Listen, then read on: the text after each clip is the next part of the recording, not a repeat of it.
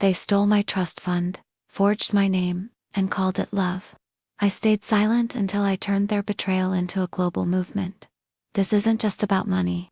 It's about truth, survival, and daughters finally breaking free. I was the good daughter until I chose justice. I was 24 when I first suspected something was wrong. Not emotionally, that came later. Not even spiritually. I mean something financial. A glitch in the numbers, a weird loan inquiry, a credit card balance I never ran up. But when I confronted my parents, they acted like I was paranoid, ungrateful. We fed you, clothed you, gave you everything. My mother had snapped, arms folded like a wall I could never climb. You must have signed something and forgotten, Dad said, shaking his head with performative disappointment.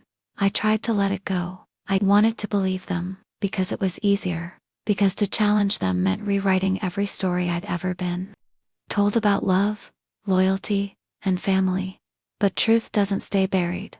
It finds a crack, a weak spot in your carefully constructed belief system, and it crawls out screaming.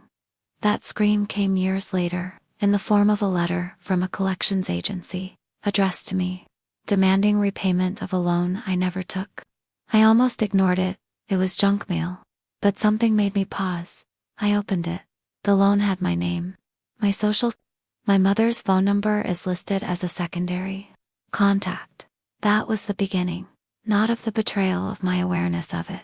At 32, I had finally built a life that looked like stability. An apartment downtown, a consulting business that paid well enough, a circle of friends who understood trauma without demanding it be wrapped in politeness. I was already halfway through my first cup of coffee when I saw the email, urgent credit report activity. I stared at it for a moment. My stomach knotted before my brain caught up. Within minutes, I was scrolling through accounts I didn't open, I never used. One personal loan for $40,000 was signed 6 months ago. During the week I was recovering from surgery, my parents. It had to be them. I didn't want to believe it, but I already did. I drove straight to their house, saw sprawling colonial they claimed they were barely affording now that Dad had retired. Mom opened the door, feigning surprise, but her eyes were too quick to dart away. What is it now, Alina? I handed her the printout. She barely glanced at it. Why are you always looking for reasons to punish us? You took out loans in my name. Again. We needed it. You never help. After all we've done for you. My hands shook, my throat dried. This is fraud, Mom. This is family. I walked away that day not knowing what hurt more, the theft or the audacity to frame it as love. I started therapy 2 weeks later. My therapist Zechariah didn't rush me. He let the silence breathe. Tell me about your childhood, he said. Perfect. On paper, I replied. There were piano recitals, dance classes, and matching dresses for family photos. But behind the curtain of curated memories were endless guilt trips. Lectures about how I owed them everything. Threats to take away love like it was something rented, not given. I was the good daughter. I didn't rebel. I didn't scream. I didn't break the rules. Until now. Zechariah helped me file the first police report, helped me gather documentation, helped me find the courage to reach out to Lucia, my cousin, my alma sister, the only one who'd ever stood up to our family, and been exiled for a tea. I found her in a quiet town in Oregon, working as a school librarian. When I told her what happened, she wasn't shocked. She just said, "It's your light, turn the match." Lucia flew in that weekend. We spent 3 days, poring over records, highlighting contradictions, and matching signatures. She brought her trauma with her: a frozen trust fund, a property deed altered after Grandpa's funeral, a credit score shattered by a mother who said, it was either your name or mine. We realized it wasn't just our story. It was a pattern, a system of manipulation disguised as cultural values, financial abuse, wearing the mask of family. We started a support group. Quiet at first, anonymous, but it grew. Within 6 months, over 80 women had joined, women who had their college funds drained, their credit destroyed, their paychecks siphoned by guilt. You gave us the words for something we thought was just life, one woman told me. I remembered the years I'd spent confused, ashamed, gaslit into silence. I promised myself, I'd never let another daughter feel alone in that darkness again. Word spread. A podcast interview here, a blog post there. Eventually a journalist reached out. Monica Alvarez. Sharp, young, and furious in the way only someone personally affected could be. My mom forged my FAFSA forms, got me kicked out of school. I know this story inside and out, she said. Together, we began an investigation. My father's name showed up on several loan documents. Lucia's mother had transferred money from her daughter's education account into a shell company. Bobby, my brother, the golden child, had opened a business loan in my name. We compiled a list, called it the ledger. We had enough for a criminal investigation. We had enough for a movement. We just needed to break the silence. We organized our first conference, Financial Freedom for Daughters, held in a borrowed community hall with folding chairs and donated snacks. Lucia opened the day with a reading from her journal. I followed with a keynote on reclaiming financial autonomy. You are not ungrateful. You are not betraying anyone. You are taking back what was always yours. The women cried, so did I. FTER. The event, Monica came to me, eyes gleaming. We just got interest from a major network. They want to tell your story. I looked at her, and at the room full of women who had once been silent. It's not just mine anymore. It's ours. As I walked to the car that night, the sunset bleeding into the horizon, I felt something I hadn't in years. Free, not forgiven, not healed, but free. And sometimes that's where healing begins. By the time the second news segment aired, Elena Rivera's inbox was overflowing. The story of a daughter defrauded by her own family had struck a nerve, and while many were appalled, others were empowered. Elena scrolled through emails with shaking hands, each one a mirror to her own experience. Some came from daughters who had suffered similar betrayals, others from sons, spouses, or friends who had long suspected financial manipulation, but never had the words to name it. One message stopped her cold. Subject: I'm ready to talk, Zechariah. She opened it. Immediately. Elena, I've resigned from my position. I'm testifying in court. It's time. Lucia was already at Elena's apartment when she got the email. She read it aloud, and for the first time since this all began, Lucia let out a sob. I thought he'd never grow a spine. He did, Elena said softly, and now, so must we. 2 days later, Elena found herself standing in the courthouse hallway, flanked by Lucia and Monica. The air smelled like disinfectant and worn paper. Cameras were already stationed outside. Reporters had gotten wind of Bobby and her father's fraudulent schemes thanks to Zechariah's whistleblower testimony. Inside, the courtroom was packed. Elena spotted her mother seated on the far bench, pale and expressionless. Elena looked away. When Bobby entered in handcuffs, whispers swept the room. His eyes met Elena's briefly, no remorse, only resentment. Court is now in session. The next few hours passed in a blur. Zechariah's statement was clear and damning. He confirmed the paper trail, the false signatures, the embezzled trust funds. Every word he spoke chipped away at the illusion of family loyalty that had once kept Elena silent. When Elena took the stand, she looked directly at the judge, her voice firm. I was groomed to believe that protecting my family meant sacrificing myself. But love isn't theft. Love doesn't manipulate. What my family did to me and others wasn't love. It was abuse. There was silence when she stepped down later. Outside the courtroom, a woman approached her. I saw your interview. My mother did the same thing, took loans in my name, ruined my credit. I thought I was alone. You're not, Elena said. Not anymore. That evening, back at her apartment, Elena stared at the nonprofit paperwork Monica had drawn up. Daughters Freedom Fund. It's real now, Monica said. We're going to help women get out from under this. Not just women, Lucia added. Anyone shackled by guilt and obligation. Elena nodded. It's about more than just money. It's about truth. Her phone buzzed again. A message from her aunt in Texas. I watched your testimony. I'm so sorry for what your father did. I should have spoken up, she replied. Thank you. It's not too late to speak up. That night she didn't dream of courtrooms or balance sheets. She dreamed of a house full of women laughing, crying, healing, and telling the truth. A week later, She hosted her first in-person support session. Chairs filled the community center.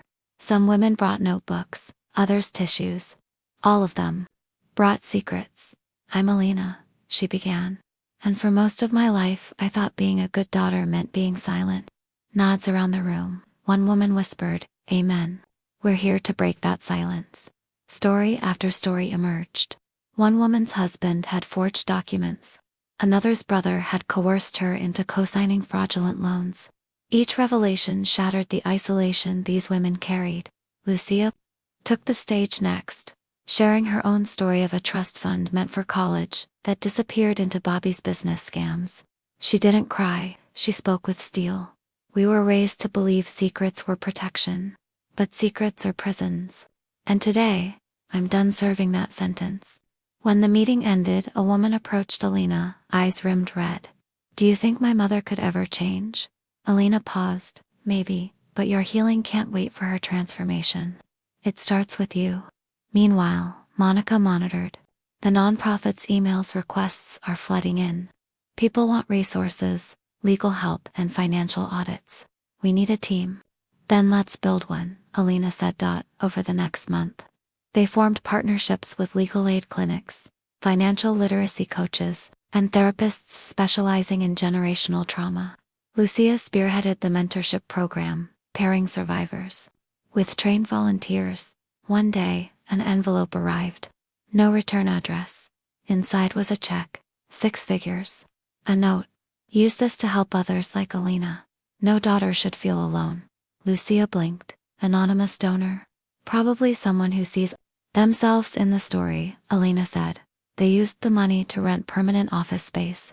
On the glass door, in clean black lettering, "Daughters Freedom Fund, Truth Heals." And below it, in Lucia's handwriting, "We are not our silence." But peace was short-lived.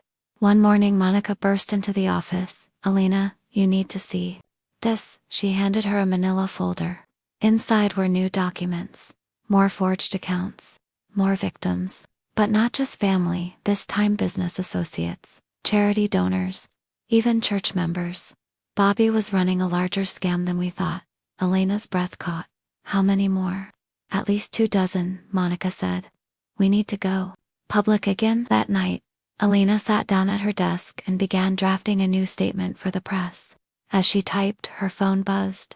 It was her mother. "Alina, I need to talk." She stared at the message. Her finger hovered over the screen. Then she typed Thursday.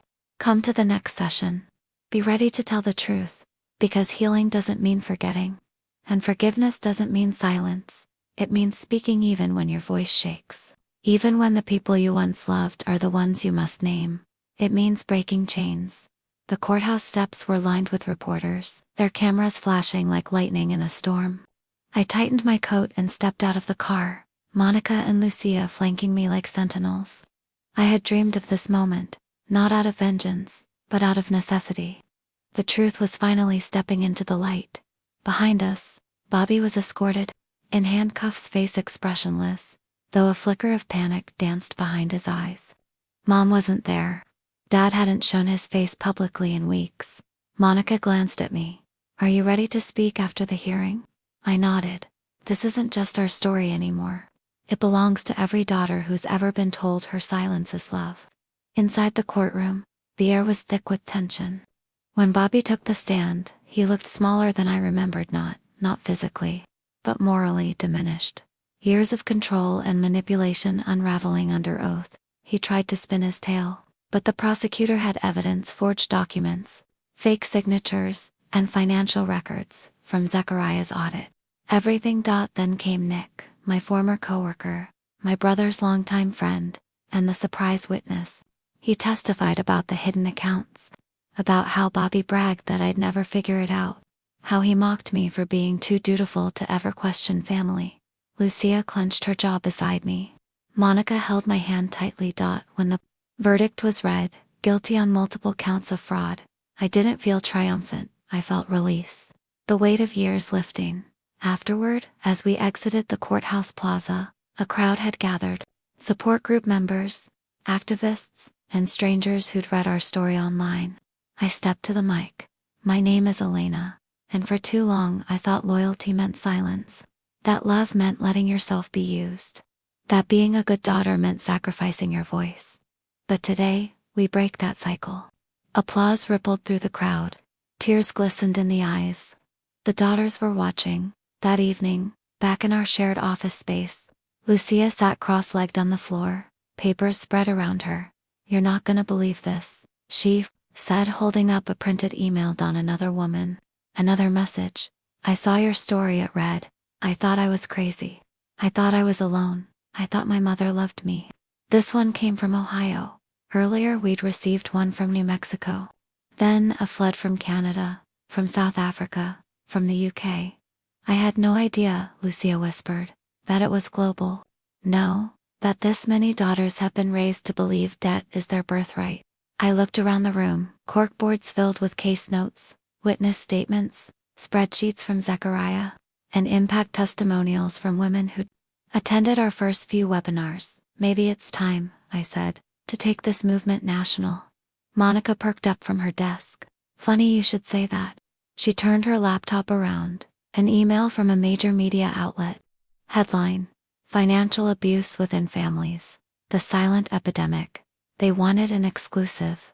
A full feature. A video documentaries. "They said your interview went viral," Monica added. "Over 1 million views in 2 days." My throat tightened. I wasn't chasing fame. I was chasing exposure, justice, truth, but this was power, influence, the ability to reach more daughters, and maybe even some mothers, ready to change. The next morning, we met with Zechariah over coffee. He looked exhausted but satisfied. "We've traced 5 more fraudulent trusts," he said. "Your family's scheme. It's part of a wider pattern. Other families, other victims." Lucia exhaled sharply. "So, we weren't the exception." "No," Zechariah said. "You were the start."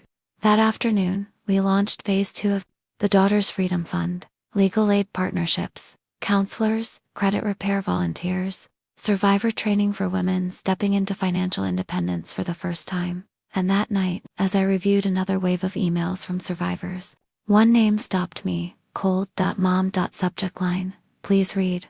I hovered for a moment, then clicked: "Elena, I don't expect forgiveness. But I need to speak the truth, not in whispers, but in the open. You've started something, and whether or not I deserve to walk beside it, I need to try. I want to share what I did. Why did I do it? It happened to me too. I want to speak at your next event, if you'll let me." I read it twice. Then again, I didn't know if it was manipulation or genuine remorse. But I knew what I'd say. "The next session is Thursday." I wrote back: "Come prepared. Tell the truth. All of it." On Thursday evening, the auditorium was full. Our community had grown from dozens to hundreds. This wasn't a support group anymore. It was a movement. I stepped on stage. The room went quiet. "My name is Alina. I am not your financial advisor.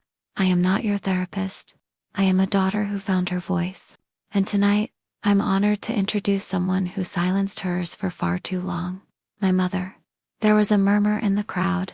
Some are supportive, others are skeptical. I didn't blame them. Mom stepped up slowly, wearing a simple blouse and slacks, not the designer clothes of our childhood. Her makeup was understated. Her voice shook, but was firm. "I once believed a good mother provides, even if it means taking what doesn't belong to her children. I once believed guilt was love. Control was safety. I was wrong." Gasps echoed across the room. Some women began to cry. Mom continued: "I learned from my mother, and she from hers. But I won't pass it down again." Lucia and I sat frozen, watching her unravel years of generational manipulation. "When I saw Alina on TV," she said, voice cracking, "I saw the daughter I tried to bury under silence. But she didn't stay buried. She rose." When she finished, the room stood. Not everyone clapped. Some couldn't. Some were still hurting. But the silence was no longer suffocating. It was sacred. Afterward, dozens approached her. Some embraced. Some walked away. But no one denied the impact of truth spoken aloud. Later that night, Lucia and I sat outside the venue under the stars. "She surprised me," Lucia said. She surprised me too. A message buzzed on my phone. Zechariah funds received. Lucia's trust is restored. All of it. Lucia blinked rapidly. It's done. I nodded. Justice served. Finally, another message from Monica.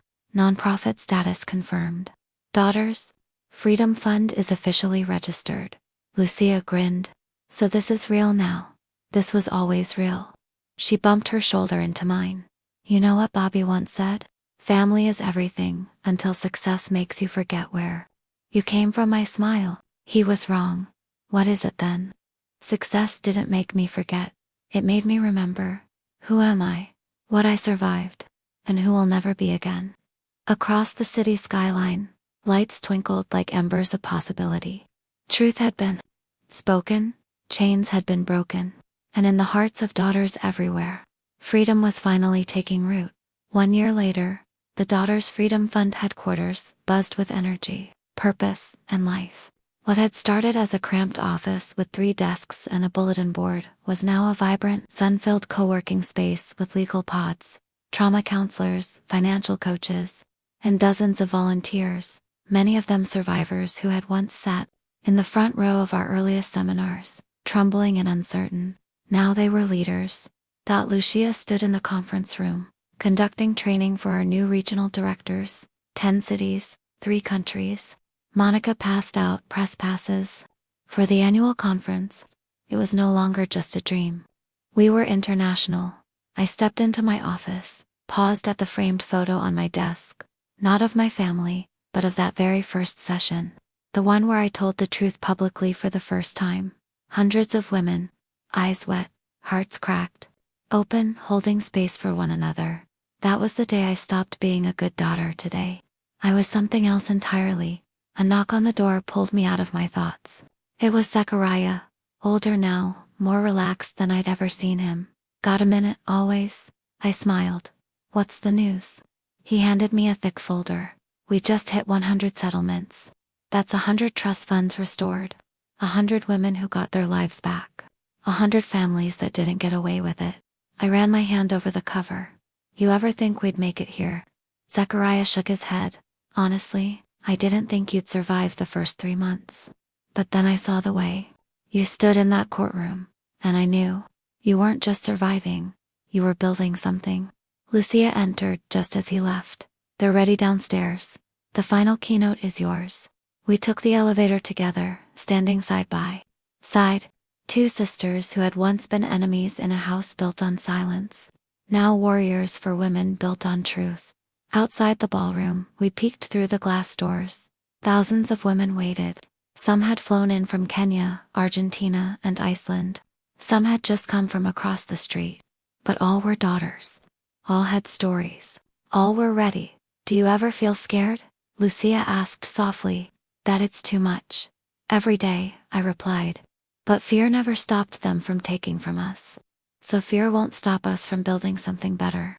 On stage, took the mic. Behind me, the screens flashed images of our journey. Bobby's sentencing, our mother's confession, survivor stories, international chapters, court victories, and media interviews. But it was the faces that mattered most. The daughters who had become something more than survivors. My name is Elena, I began. And I used to believe that silence was strength. That loyalty meant sacrificing your future for people who said they loved you. That you couldn't say no and still be a good daughter. I paused, scanning the crowd. They were listening with every muscle, every breath, but that was a lie. They leaned forward. The truth is, your voice is your power. And family should never be a life sentence. Applause erupted, cheers, some stood. Some wept. I shared the story again briefly now. With distance and clarity of discovering the stolen trust. Confronting the manipulation, standing in the courthouse as my brother was sentenced. As my mother stood beside me, not in power, but in penance. But I also want to tell you what happened after, I said. I told them about the call from Mom after her confession. Not to ask for more, but to ask if she could volunteer. She wanted to answer phones for the helpline. Quietly, humbly. She now spent her Wednesdays doing intake for new survivors anonymously. And though we'd never be close, we were no longer enemies. That, too, was part of healing. I told them about Dad, arrested in Spain months later, now facing trial. I didn't feel rage, I felt relief. Not for revenge, for accountability, for peace. And I told them about the email I'd received just that morning. Alina, I confronted my mother last night, after 17 years of silence. She cried, we cried, she admitted what she did. She's willing to come with me to the next session. Your story gave me a map.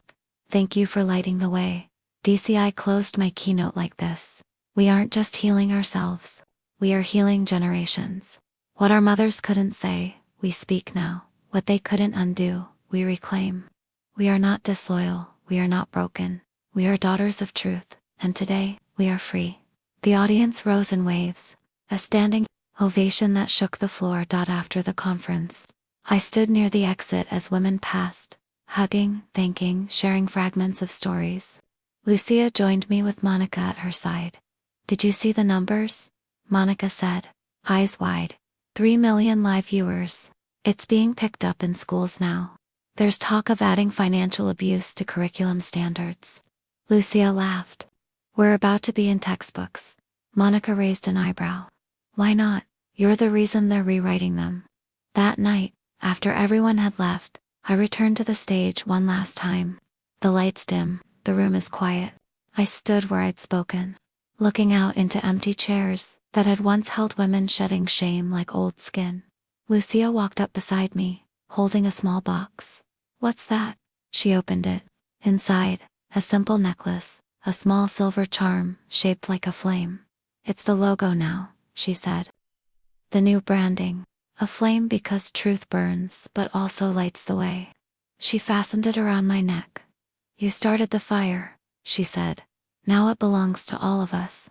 Months later, I stood in front of a new building. The first Daughters Freedom Fund, Transitional Center. It offered housing, financial education, job placement, and legal aid for daughters escaping financially abusive homes. A girl about 20 stepped out, duffel bag over her shoulder, eyes wary. You, Alina? She asked. I am. I don't know what I'm doing. That makes two of us when I started. She smiled, just barely. I handed her a key. Start here. One truth at a time. As she walked in, I watched the sign overhead light up. The Alina Center for Financial Freedom, not out of ego, not for legacy, but as proof that a daughter's voice, once freed, can change the world. And finally, I was no longer the good daughter, the family scapegoat, or the keeper of secrets. I was simply Alina, and that was more than enough.